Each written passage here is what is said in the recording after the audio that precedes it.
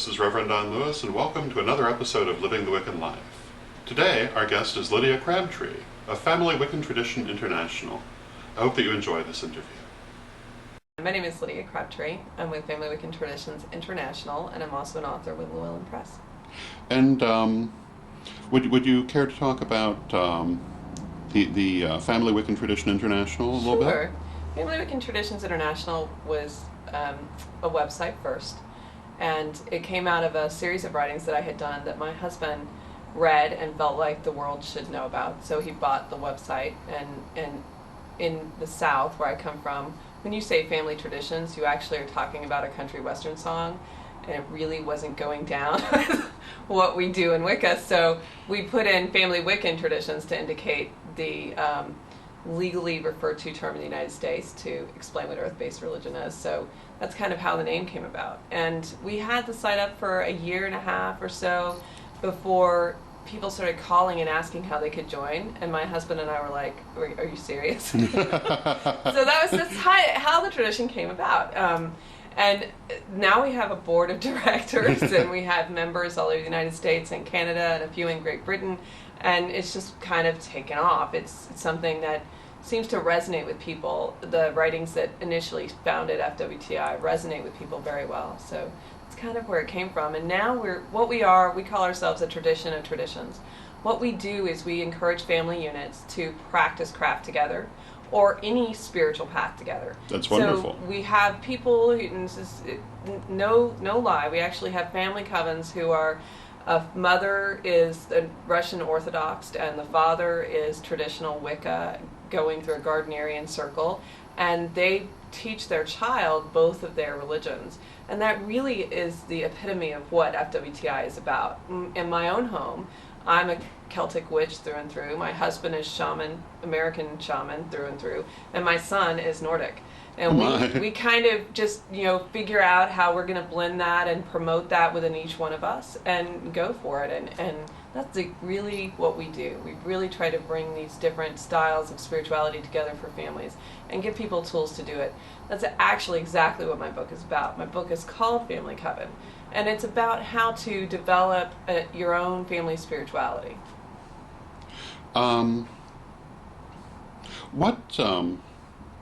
What brought you to this particular spirituality, if you would like to talk about it? What brought me to the spirituality, I have a very traditional background in Wicca and in religion. I was raised a Southern Baptist, and then I left Southern Baptist and actually studied Catholicism for several years and stopped when the priest asked me to get baptized. I'd taken that charade far enough. And then I went into Wicca and studied very traditional Wicca and in several different groups. And the problem I found, the problem I experienced, and the problem I hear mirrored back to me quite often is that when you interact with an outside group, you are putting your energy into that group, which is great until you go home. Mm-hmm. And your energy is also required there. And there seemed to be, I saw this a lot, a division of energy within a family unit, because you had one person maybe in this group, and then you had maybe even the adult in another group, another adult in another group. And in some cases you might have many different paths, right? Depending on the number of partners or what their spiritual leanings are. And then you add children's spirituality kind of got shoved to the side because the adults are all encompassed in what they're doing. And there was this energetic rift between these families when they came together, and it was something my husband and I kept experiencing. I would study. He likes to say I'm the bookworm, and he's the practitioner, and so we kind of have these very two different ways. So I would go study. He'd be practicing, and our son would just kind of be out there, And it really caused this division. And so after my last jaunt into a very traditional group, I decided that I was going to take a break from being within the greater community. And during that time, my son and my husband and I began to practice together. And as we did, I was like, dude, this is it. This is what's missing. I still love to go to open events, and I still love to visit with covens, but I have a coven. I wake up with them, I eat with them, I sleep with them. I send them to school and send them to work, and they come home and ask me what I've done in my day. That's my coven. And when that came to me, that was how family coven, the term, came about. And I think it's a resource that neo-paganism in general has been overlooking. I like to say that we had coven, then Cunningham brought us solitaries, and I hope to bring family coven as the natural evolution, if you will, of group spirituality. What do you find is the greatest challenge in that? The greatest challenge is an idea that there is adult spirituality and there's child spirituality, and never the twain shall meet. That's the biggest challenge.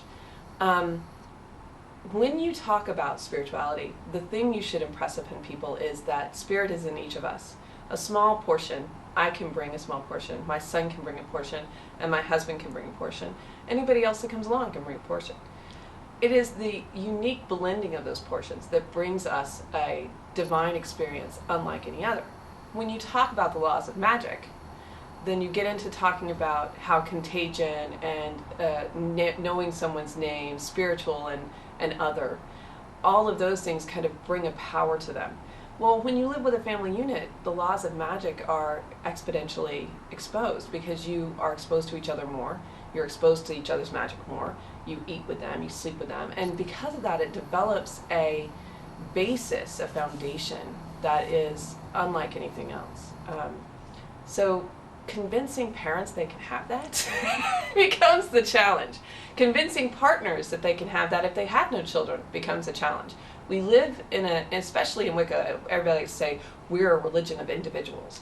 Well, yeah, that's romantic, I guess, if you want to be a lone wolf, but I'd rather run with a pack. And telling people, the first pack you should run with is the ones you love the most, the ones you're closest to, the ones you spend the most time with. That's where your spiritual cornerstone is. And there's a lot of talk about that in neo-paganism today. You can go out to Pantheon today, and ancestral this, and ancestral that, and ancestry. Well, you're living with the future ancestry today. And so for me, it's not so much about the ancestry that I brought, it's more about the ancestry that will be left behind by my imprint on this earth, by my husband's imprint, by the imprint we had together, by the imprint of my son. And that's, what I try to explain to people, that it's not just about family, it's about ancestry, it's about legacy. We call it the legacy of magic. Well, people forget their family is not only the people around them now who are their family, it's the ones who came before, and also very much the ones who are going to come after. That's right. And very often people don't think about what's coming after. So I think this is really important work. Right. They spend a lot of time looking back, and which is fine. I think that when you have a child, and I think the people I've talked to and interviewed and researched with, I think they understand when they see that baby for the first time. They go, oh, I'm going to live on. Okay. Whether it's through adoption or not, the person, that child, is going to live beyond you and remember you. And then they start thinking, well, what is legacy? Which is what I think, when I talk about the evolution of family coven, that's actually what I think it's been born out of.